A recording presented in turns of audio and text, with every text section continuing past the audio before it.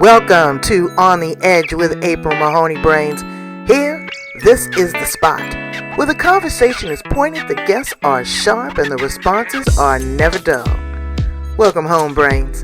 There's only one requirement to hang out on the edge, is that you open your big brain and close your small mind. Did you bring your thinking caps? It's time to put them on, because the conversation starts now.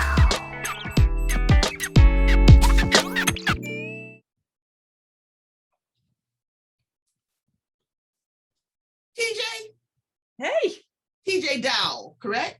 Correct. Good pronunciation.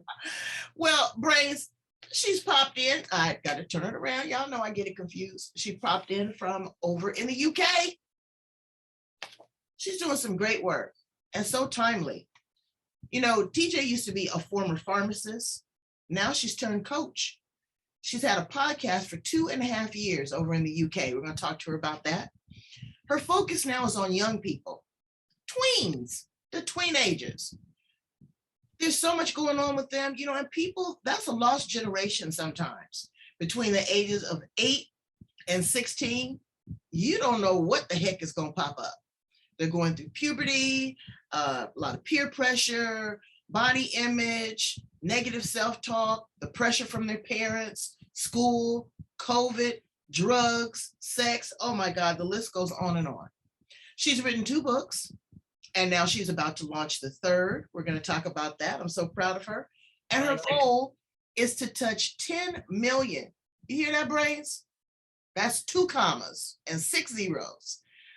Young people around the world, to really kind of help them, again, with the body image and the self-esteem and gender identity. Because that's, you know, that's it right now. There's a lot of young people that don't even want to consider themselves male or female. They're non-binary. I want to see how that works for them when they go to pee. But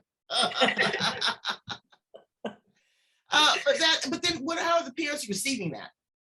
That's a whole different conversation.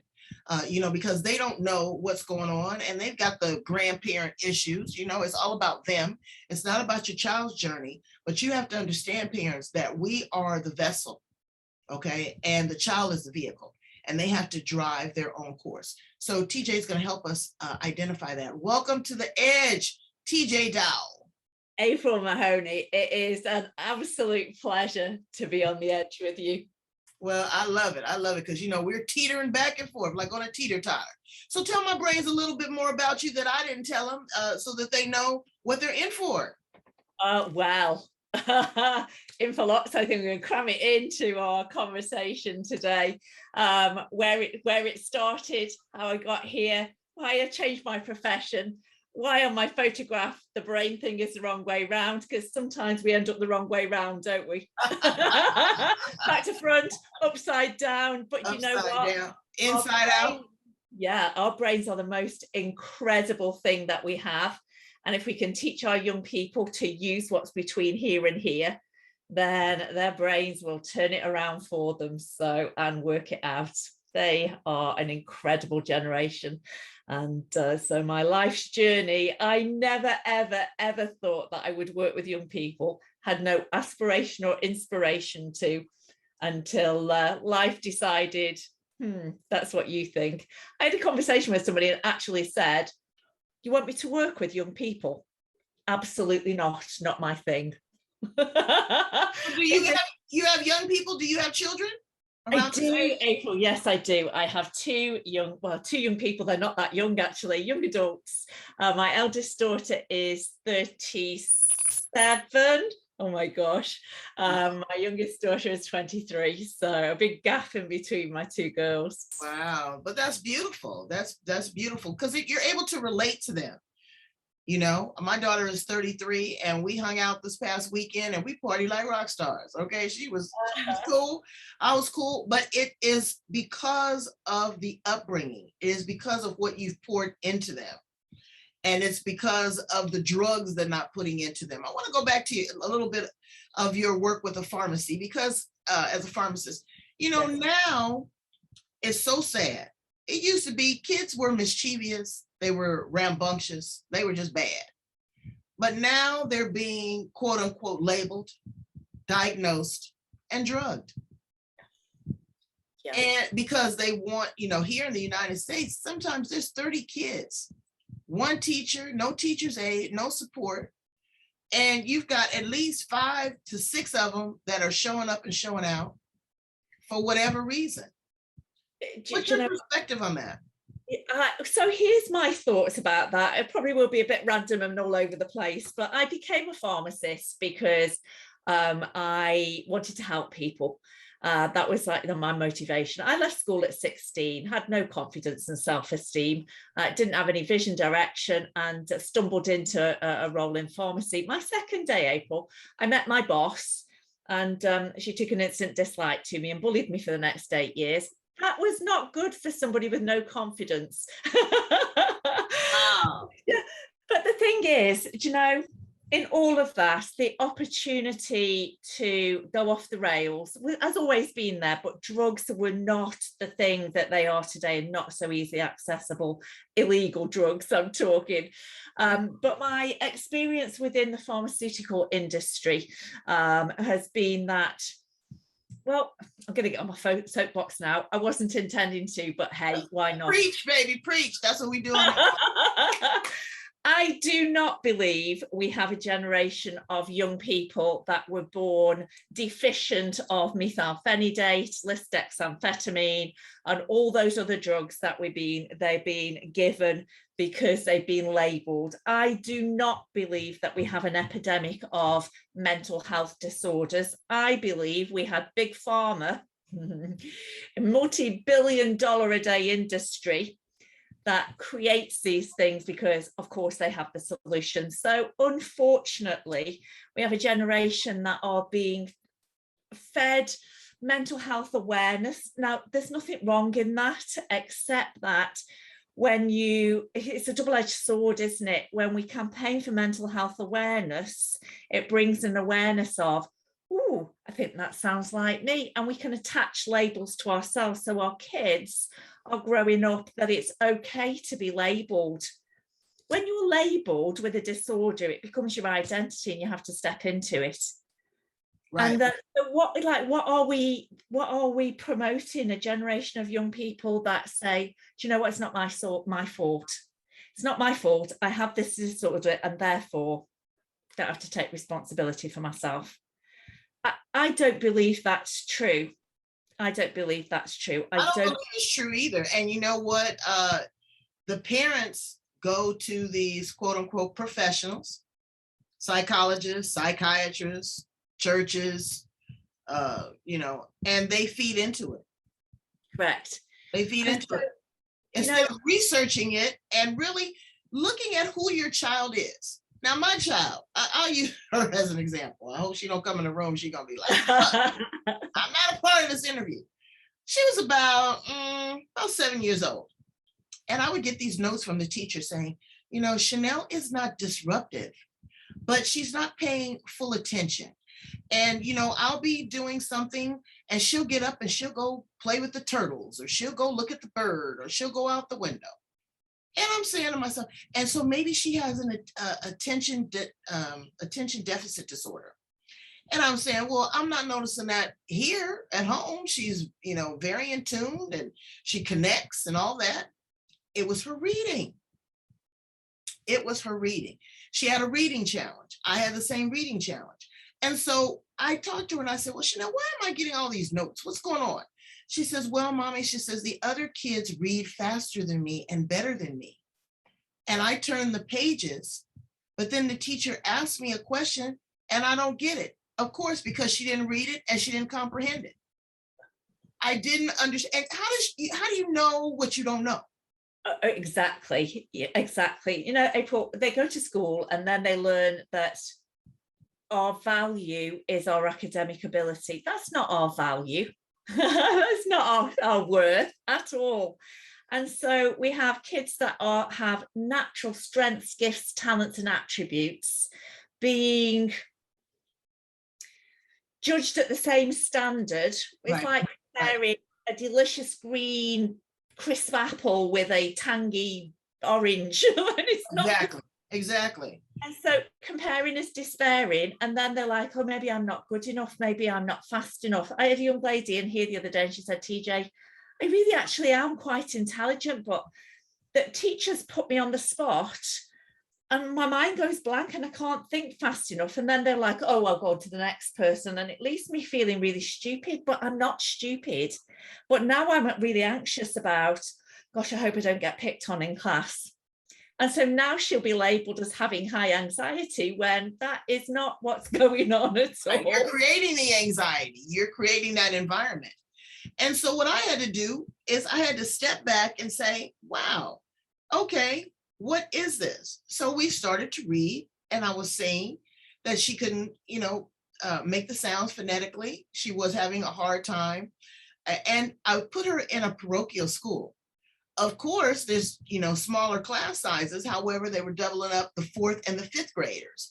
So, what you missed in the 4th grade, now you've jumped to the 5th grade and you haven't figured it out. Well, I put her in a special program, Sylvan Learning Center, shout out to them. And they taught me to reward her for her effort. If she got a D and she applied herself, that D was still her effort. And that was the best that she does. Those letter grades do not indicate who she is. So as she progressed, her self-esteem came back, her confidence came back. She started to raise her hand now to answer the questions. And it was really, I could just see the change in her. She just lit up. So let's move to the adolescent ages of, between 8 and 13. Body changing, hormones changing, attitude changing, peer pressure changing, your parents is changing, all of that. What do we say to parents that have children that are struggling in that part of their life? Because that is, it's really dangerous. If you don't catch it then, 14, 15, it's on and pop it. Hormones in high school and all the rest of it that go into it, isn't it? I think one of the biggest things that the gifts that we can give our kids is to recognize what are your strengths, what is your greatness. And I love the fact that you were saying, reward them for the effort that they put in rather than put them down for what they're not achieving. Absolutely. Well, maybe it's not their natural gift and talent in the world. One of the things that within the business that I do is I created this, you see ignition behind me. I love that. I did nothing but bright and bold and big. Right. Here. But that's about, we all have different personalities and we all have our natural gifts, strengths and talents. What is a gift for you is a challenge for somebody else. And so, comparing is despairing. So start to recognize, when I hear people, parents say, I just don't understand why they're just not like their brother. Well, because they're not their brother, right? Plain and simple. Yeah, recognize them for their amazingness, and know that sometimes it's different. Some kids will be, a million ideas, running a million miles a second, high energy, fast paced, get excited at new things and then never finish anything off. Their gift is creativity. Or the kids in the chatterboxes, the kids that get told off for talking in class, they're the people. They'll go on to be the talkers and the meeters and the greeters and the managers of people. And then you've got the caring, sensitive ones that will be the nurturers and the project managers and looking after people. And then you've got it's cool to be a geek these days, isn't it? Oh, geek is sexy, honey. I love a geek. Oh my gosh, the young people that are meticulous in the detail and they love the structure and the control and the certainty, but are the introverts. And I think they get the hardest rap because we live in a world that expects everybody to be all-rounders and extroverts, and that's not who they are. It doesn't mean they have social anxiety disorder. It just means they're anxious in social environments where they don't know people. They don't do the chit chat and the small talk. They're happy being by themselves or with just a few people. So when we recognize there's all these different people in the world, then we can appreciate the differences and collaborate. What a great gift that is in families, right? Instead of bumping heads all the time. Oh, I know. And arguing about who they are. Accept them for who they are, but identify Again, she just gave you a great rundown of these different personality types. Love them where they are. So run through some of the things there in your office, ignition, and then your chart in the back. See this chart in the back? Yeah, run that through and let me know. Let me see some of the great things that you're doing. Oh, yes. Charts, all sorts. Good. So these are the 4 main personality types that I just described. In ignition terms, it's all about when you go on a journey, you turn the key in your vehicle, you turn the ignition, and it creates a spark. And I believe we all have a bright spark inside. But when you find yours and light it up, not only do you light up inside, and that feels amazing, but it gives other people the gift of being lit up as well, because your energy affects and infects the people around you. Yeah, so it's like, which bright spark are you? But it's not the spark that takes you on your journey. The spark lights the fuel in your vehicle. And you've got to have the right fuel in your vehicle, because if you put petrol in your diesel car, it's a really bad thing to do. Or if you put water in your tank or sugar in your tank, you just jacked up altogether. There you go. Cough and splutter, stop and start, damages your vehicle, and then you have a breakdown. Absolutely. We have too many people having a breakdown, especially young people, because they don't know what's their fuel, what's their personality type. And so ignition is about finding your fuel, what lights you up, and go be more you. We are not meant to be all-rounders. Right. Not, and it will never, ever be comfortable to be a square peg in a round hole.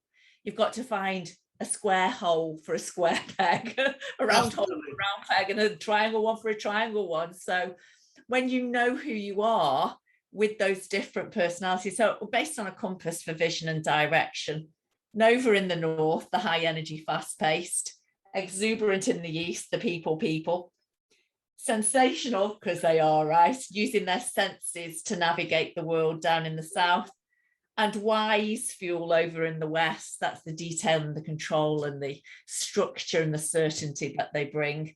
And then within that, there are kind of 8 personalities to really hone it down.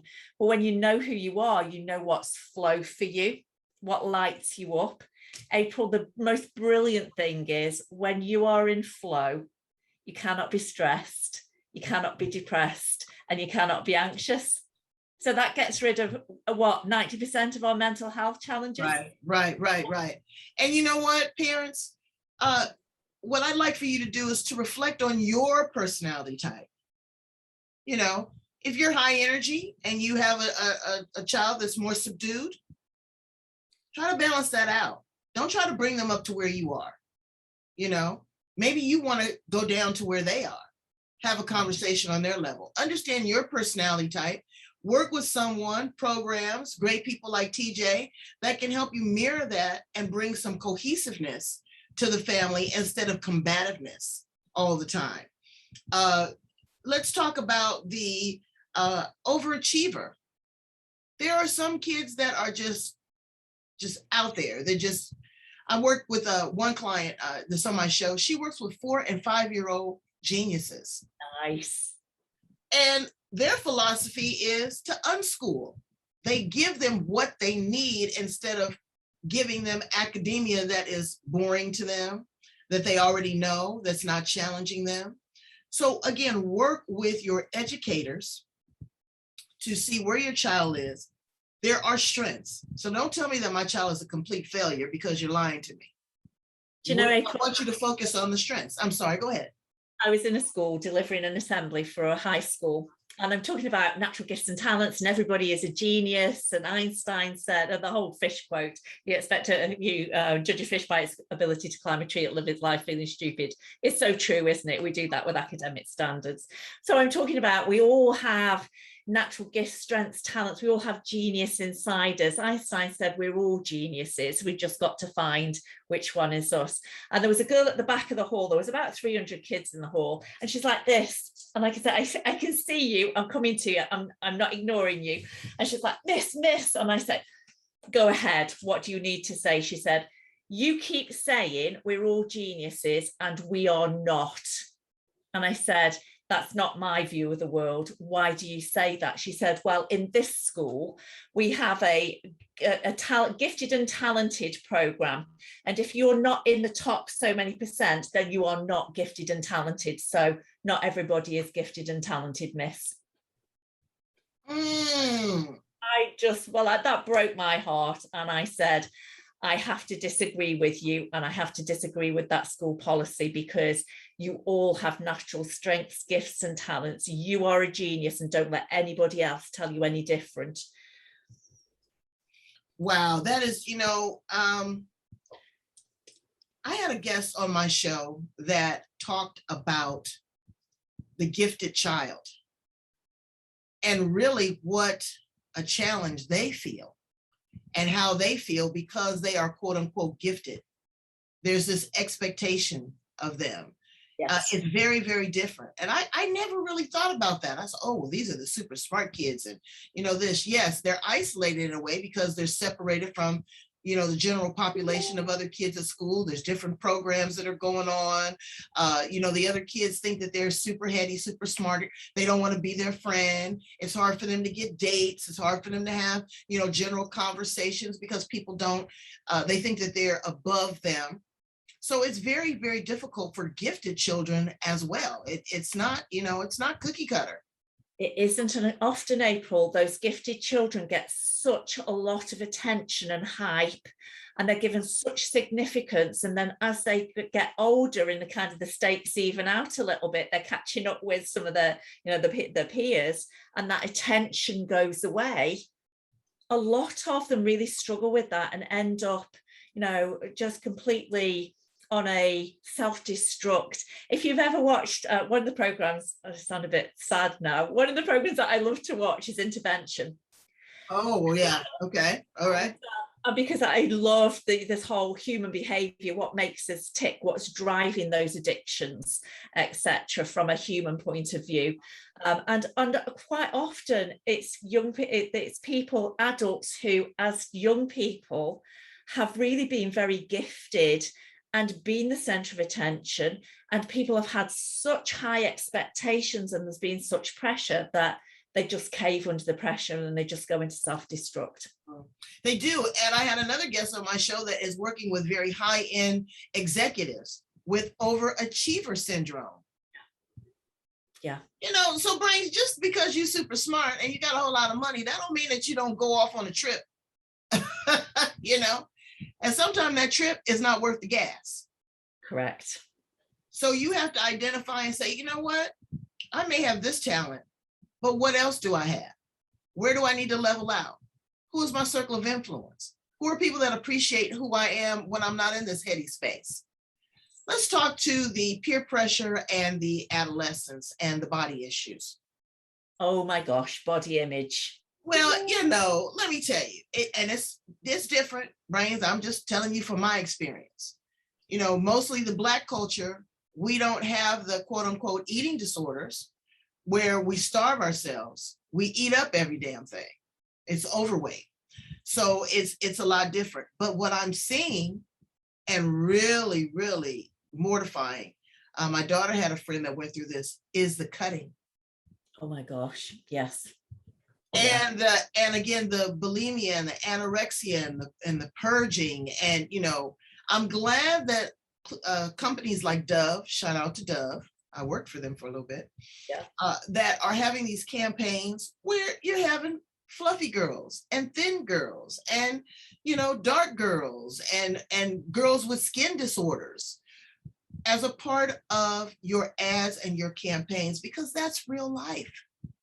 Those are the people that are buying your products right there. CoverGirl has worked. I remember Queen Latifah was one of the first African-American women that was their spokeswoman for makeup. I don't understand.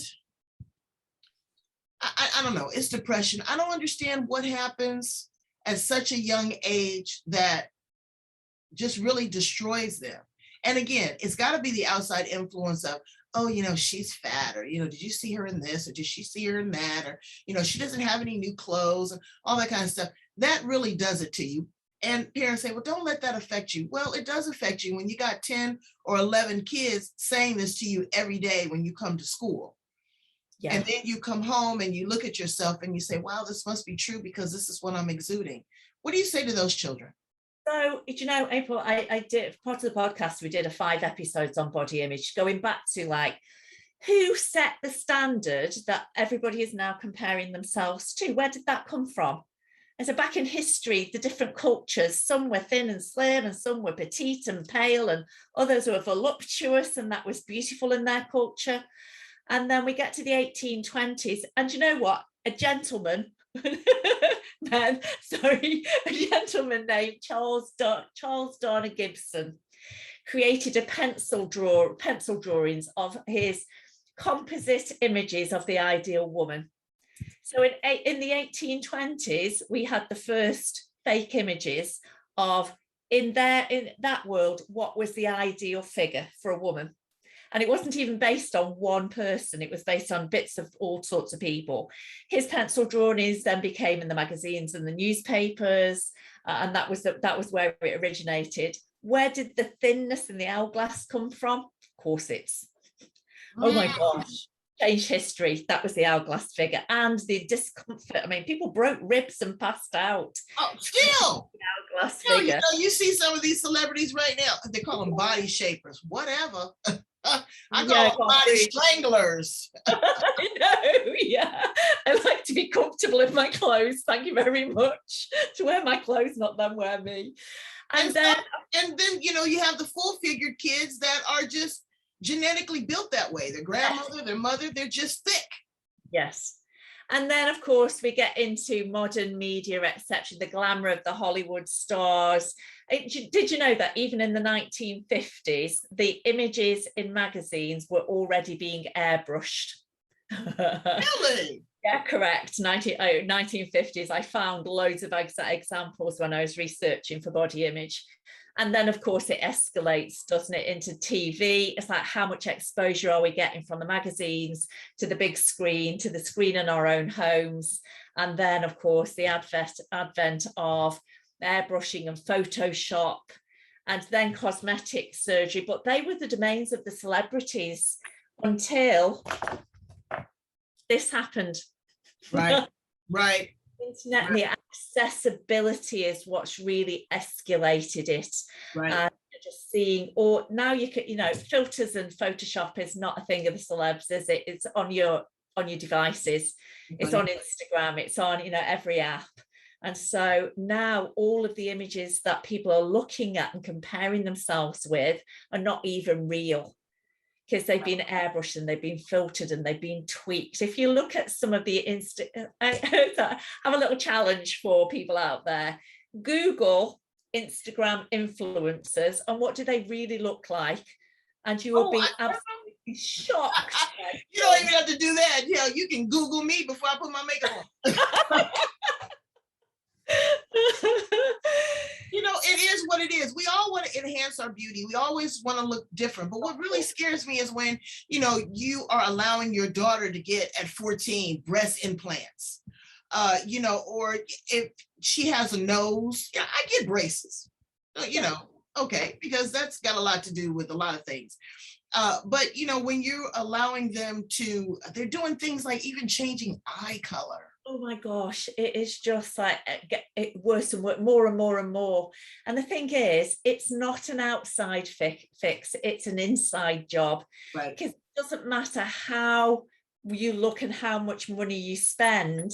If you don't feel confident and beautiful inside, then you're never going to stop trying to reach that goal, because it's not attainable until you love who you are. Exactly. And, you know, and the bullying, you know, I don't know. I tell this quick little story. I was bullied by a little girl. Her name was Pebbles. Oh my God. She was a little bitty thing, but she had a team behind her, you know. She was the be all end all. And I remember it was 3:00 and I looked up at the clock and they said they were going to get me after school. Well, I had to go downstairs to get in the car for my mother. I was scared to death. I get down there and I make it safely. Here they come running behind me. My mother goes, what is all this about? I said, Mama, they've been bullying me. They've been picking on me. I'm scared, this, that, and the other. My mother pulled the car over, girl. I said, what? She said, get out. I said, get out. She said, we're going to handle this right now. I said, handle it right now? What are we going to do? She says, we're going to handle this. She said, Pebbles, I see that you've been picking on my daughter, yada, yada. She says, so what are you going to do to her? You want to scrap with her? You want to fight with her? She says, I'll stand here right here and you handle it. Well, before I got out of the car, my mother told me to scratch her eyes out. And I said, well, you know what? My mother was not an aggressive person, but she was sick and tired of it. And she had to teach me how to stand up for myself. Mm-hmm. Be that with conversation, with the teacher. I told the teacher there was not a whole lot that she could do. So we tussled back and forth. It wasn't a big thing, but I stood up for myself. And I stood up and I looked at Pebbles and she looked at me. They called us into the office the next day. Of course, they called our mothers in too. Pebbles' mother didn't show up. Come to find out, the child was having a lot of problems at home. Drugs, alcohol, violence, and she was acting out as she went to school. Needless to say, I talked to Pebbles about 2 or 3 days ago. We're the best of friends. Nice. Because my mother took her in and nurtured her and loved her. That's not going to be everyone's situation, but you got to teach your kids to have some courage, be it with, classes, counseling, self-defense, martial arts, meditation, tapping. There's so many options out there to get them out of the self-destructive behavior, because that's going to turn into drugs, alcohol, sexual, promiscuity, robbing, guns, gangs. It's going to go somewhere. You've got to be able to work with your children, find out who they are, and listen to them. And when the teacher calls you or parents call you, don't be so combative. You don't know who that little person is until COVID hit. When COVID hit, I tell you, TJ, I was in my heaven, because these parents didn't know who these little people were. They didn't know how disruptive they were in the classroom. They didn't know that their child didn't know how to read, write, count, or spell. And now they're there with them 24/7 trying to homeschool. They really realized who they were. Let's talk about now gender identity. Wow. That's a heavy subject. It is a big subject, right? I really think that we have the most incredible generation. I'm really excited about this generation of young people, because they're coming in with a voice. They're coming in and saying, we're not like you.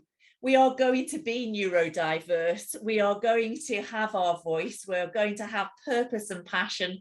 And now we have a whole generation that really are on that pathway of, let me be who I am through sexual and gender identity. And so part of the podcast, Spark to Your Success, we're just finishing recording a whole 14-week episode, episodes on gender identity, sexual identity, giving young people a voice in terms of those who are still questioning who they are. And gender identity, sexual identity, it is fluid. They might identify as bisexual, in their 14, 15, 16. Then maybe in their early 20s, they think, no, actually I'm gay, or I'm lesbian, or and then not. And that's right. Right. What's been brilliant, so my youngest daughter, Tayshan, has partnered with me in this podcast series and done a lot of the research, and she's been doing a lot of the interviews. My daughter, I always knew she was bisexual from the age of about 14. We never actually had that conversation, but your mom. You know what I tell people all the time? A mama knows, okay? Of course. A mother knows her child. Yes. And so early this year, she decided, now she's 23, and she's been going through her own questioning journey, and decided that actually, no, she identifies as lesbian. And so it's part of the podcast series, we've had this brilliant working relationship. And one of the podcast episodes is me and her mother and daughter having this conversation. But then she's gone out then and interviewed young ladies who are bisexual. We've got interviews with pansexual, gay, asexual, transgender, and just able to hear the stories of what that journey's been like for those young people, how they've been treated by the world, how many times they have to keep coming out, or hiding, and the impact that that's had. Have they been accepted by their families or not? And sometimes they're accepted by grandma, but not by mum and dad. You know, it's I know. My mother, I'm telling you, my mother was one of the coolest people on the planet. Yeah. Even with, with me, she was like, it is what it is. However you get down and bump your ugly, that's your business. That doesn't mean I'm going to love you. Yeah, that doesn't mean I'm going to love you any less. That doesn't mean I'm going to isolate you, because I'm looking at your heart and your soul. Yeah. But it is, what is society? Again, it's those outside influences, that outside noise. What are the people at the church going to say? What are the ladies at the country club going to say? Oh my God, I don't have grandchildren. Oh my God, we're sitting at dinner and you're holding hands with a girl. And it is just, it's endless. And I remember back in the day when Blacks couldn't mix with whites, where Asians were put in concentration camps. Oh my gosh. Where Jews were, discriminated against. Now, we have people that are coming from all around the world. Afghanistan, they're still trying to cover the women back up. They don't even want to see their beautiful faces. They don't want to see their hair. And it's a lot. And it's about control. That is what it's about. But what you have to understand, this is not, like I told you, we are the vessel, they are the vehicle. And we can't drive their car. And sometimes you try to drive it, you're going to drive it off a cliff. Because parents, you don't want to alienate your child to where they have something going on in their life and they don't want to come to you. I told my daughter, like my mother told me, I don't care what you do, you can always come to me. You can always have a conversation with me. We can agree to disagree and not be disagreeable. Your children will talk to you, brains. They will tell you everything. But let me tell you something. I'm old school. You're not going to have that phone locked up where I can't take a look at it and I'm paying the bill. You're not going to have your door closed and locked where I can't come in. You're not going to be having backpacks with contraband, be it guns or drugs or whatever in there, and I'm not able to go into it because I am your parent. Don't get it twisted. I'm not your friend. I want to be friendly with you. I do. But I am the person in charge to help mentor and mold you. And I want you to be able to come to me. Yes, I'm going to have to sit there and use my teeth as a gate to hold my tongue. But it is important that you listen. Quit talking to them. Listen to them. They're going to tell you what they need. And listen to TeeJays Podcast. It is a wealth of information.